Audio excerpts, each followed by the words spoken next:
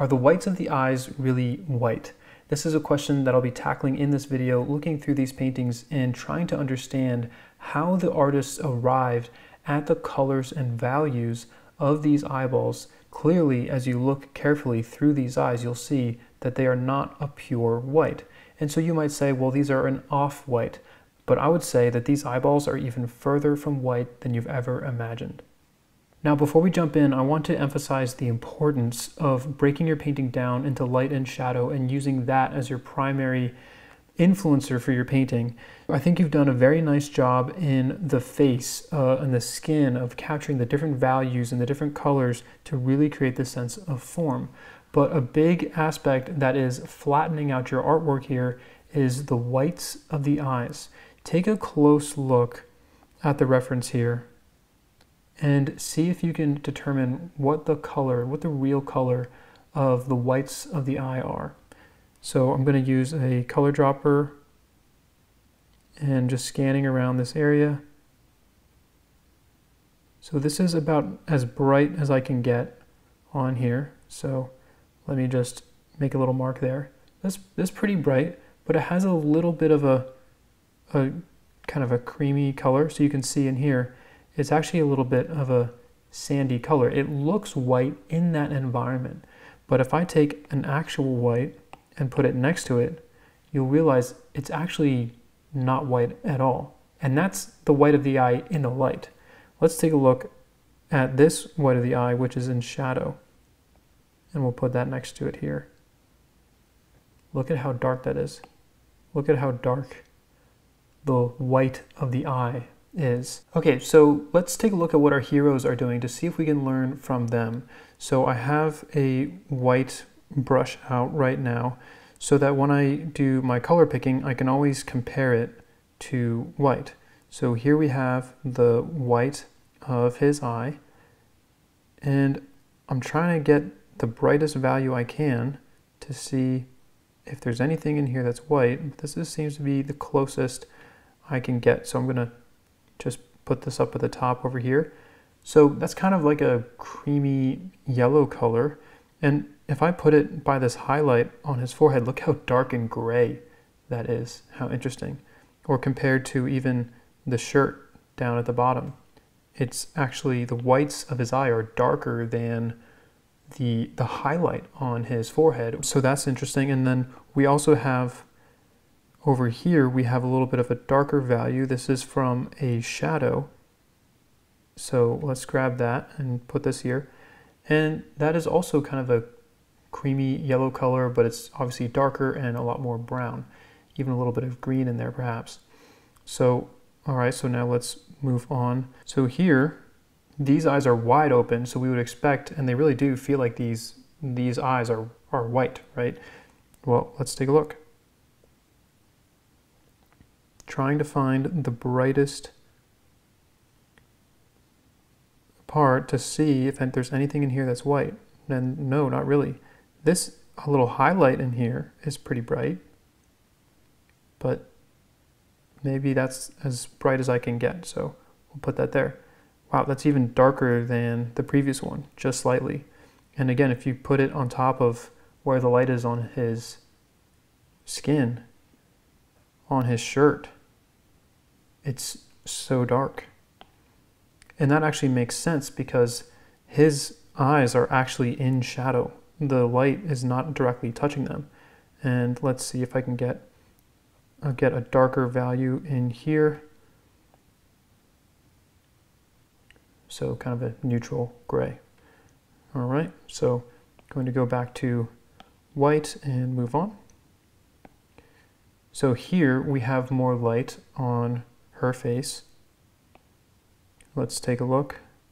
Oh, interesting. So these are kind of like a flesh color.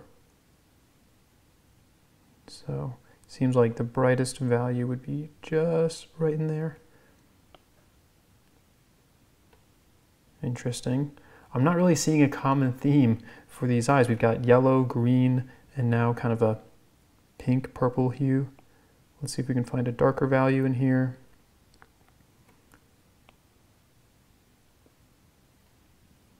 Leaning a little bit more brown. nowhere close to white. Okay, now this guy, his eyes are wide open and we have light shining right into his face.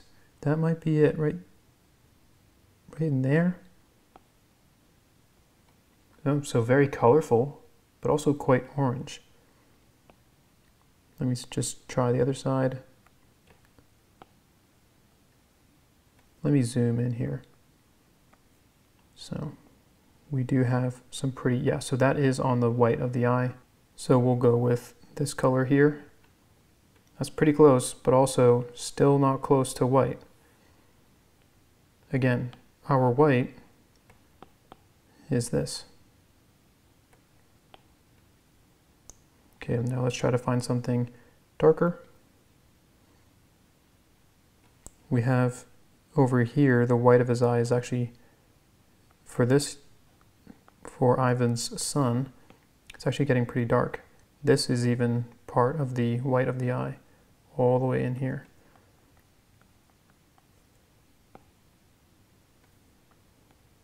So, pretty broad range there. Death of Socrates, we have a whole bunch of eyes in here. Let's take a look around. So those eyes are in shadow. Let's try to look for something brighter first. These eyes might just barely be in the light. Here's a guy. So okay, so in here, let's grab this. Whoa, that's really dark.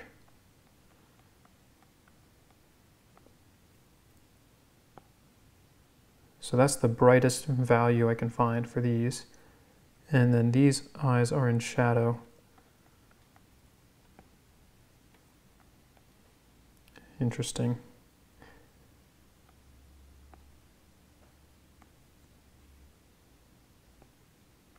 They get even darker in some places.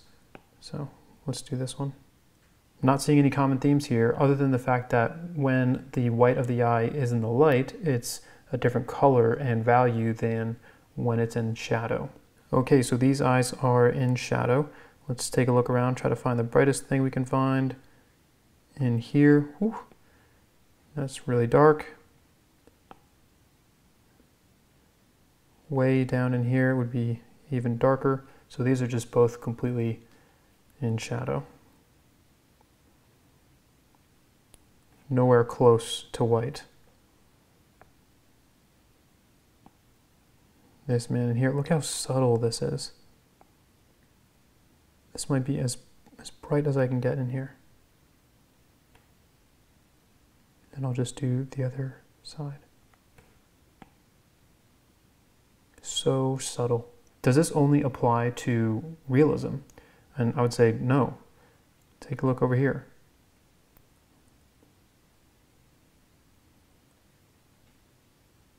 Was this like a green color? Can we find a darker value in here at all?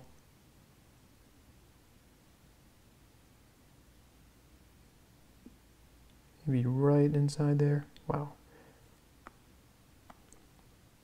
So just inside here.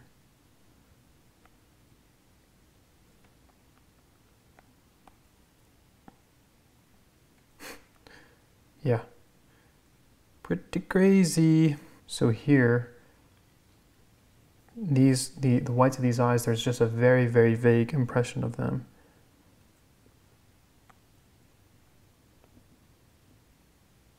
Seems like that might be a highlight on top of the white of the eye. And that's as bright as that one gets. And it's kind of hard to even identify what's going on here. You can see just how in capturing an impression, he's not thinking about the whites of the eye being white. So here we go. Here we have a collection of colors with, on one side, finding the brightest values I can possibly find for the eyeballs, and then on the right side, finding these kind of middle ground, darker values. And there's really no rhyme or reason to any of these colors. Every single one of these eyeballs has been painted based on the lighting scenario. It's the lighting scenario that's determining what color the eyeballs are or what value they are. You look at Van Gogh's green self-portrait, look at how green those eyes are. Or if you go up to Joan of Arc, you can see how pink and purple her eyeballs are. Or you move into George Washington and you see that warm incandescent light affecting the color of the eyes. And so when we come over here and when I see a value that is as bright as this, let's come back and compare. Look at how bright that value is for a value that should be this really dark one. So I want to encourage you not to paint based on the objects that you're seeing. Try not to paint the eyes. Try to simply capture the value of what you're seeing based on light and shadow. And that will become a lot easier to manage. It can be very overwhelming trying to paint someone's eye. But if you can look at an eye and break it down for value and color, then you'll be much closer and you'll be able to take much more simple steps, just looking and saying, okay, this value seems to be pretty dark, so maybe moderately dark, and then I'm going to go for a brown color. And so that's a really important thing. So it's very important not to get caught up in thinking that an object is supposed to be a certain color. And you'll find that, a black sweatshirt is rarely actually black, or a white t-shirt like this one is rarely actually white. If we picked the color of this, we'd probably end up with some kind of creamy blue color, right? And so these things you have to start perceiving, like your brain wants to tell you that this t-shirt is white. But in order to create the illusion of a believable representation of a t-shirt, you can't think in terms of, you can't simplify this whole thing into white. You have this side of my shoulder, which feels white, but look at how bright this little Apple pen is compared to my shirt. And then even look over here on this side of my shirt. Look at how dark that is. It's the light that's affecting the color of all these things, right? And so it's the lighting environment that dictates the color of things. And if you can start seeing that way, start second guessing almost, like you have to unlearn how to see in a way. Your brain has gotten so good as you've grown up to looking at something and being able to tell that this pen has been painted with one, like this has been made with one single color. But when you put it in the light, it will actually have different values and shades because of how the light is interacting with it. And so the light will always determine the colors and the values of things. So the way that our eyes see, we have light that enters our eyes, and then our brain processes that light and tells us things. It simplifies things for us. We don't want to have to go through our day seeing every single value and shade, say, on the wall behind me. But again, look up in the corner over here. Maybe I'll point with my pen here. If you look up in here, this is a little bit brighter than the section over here. And then it kind of gets bright again. It's very difficult to point. Oh, here we go. Right here, this is pretty bright. But we can tell that this whole wall was painted with the same color. And so as an artist, you have to look at that wall and you have to tell yourself, that wall is not one color. That wall is a collection of shades that is being determined by the light.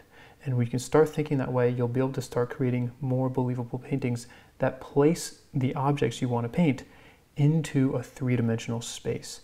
You can see through the illusion and you can build the illusion yourself so that when people look at your work, they won't be, surprised that Van Gogh's eyeballs are green. They'll just assume that Van Gogh's eyeballs are white because the lighting environment, it makes sense. It makes sense that they would be green. And if we went through all of these and if we tried to make all these eyes white, I mean, what a disaster. Imagine making their eyes white. How ridiculous. I mean, if you want to invoke a sense of horror, then by all means, go ahead, paint the eyeballs white, but it's not going to do you any favors if you want people to connect deeply into your painting. Something that's not going to distract them and tell them that there's something terribly wrong with the painting.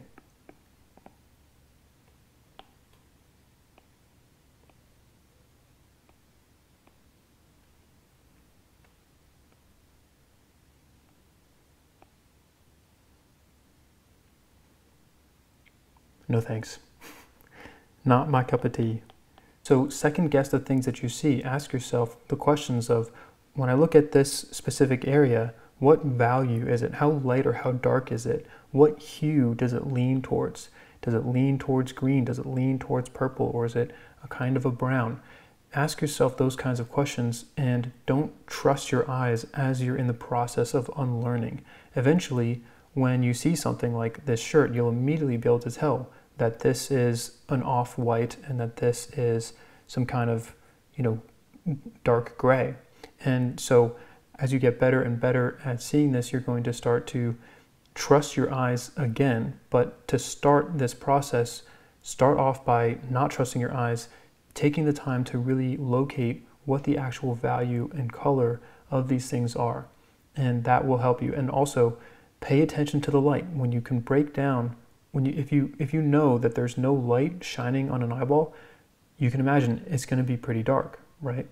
If the light is shining on the eyeball, it's probably still not going to be a white. It might have some of the colors coming from the light source in it, just like how in George Washington's painting here, we have this very kind of creamy yellow color. Or in Van Gogh's portrait, we have this green color. So pay attention to those things, and hopefully this helps you to see the world a little bit differently. I mean, this is a beautiful thing that, that my face is not just white, even though I have very pale skin. My face is a huge collection of so many different colors. And the same thing goes just all over. You can look around at the world and just appreciate it for the beauty that it is.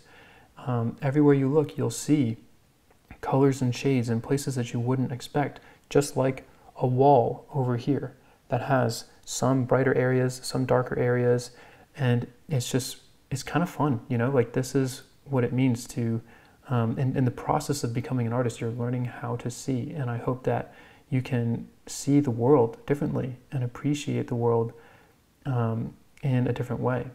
And when you start seeing the world in a different way, then, well, now you have something to share with people. So I hope this video was helpful and change your mindset a little bit on things and helps you improve in your painting and also your experience as an artist in this beautiful world. All right, take care.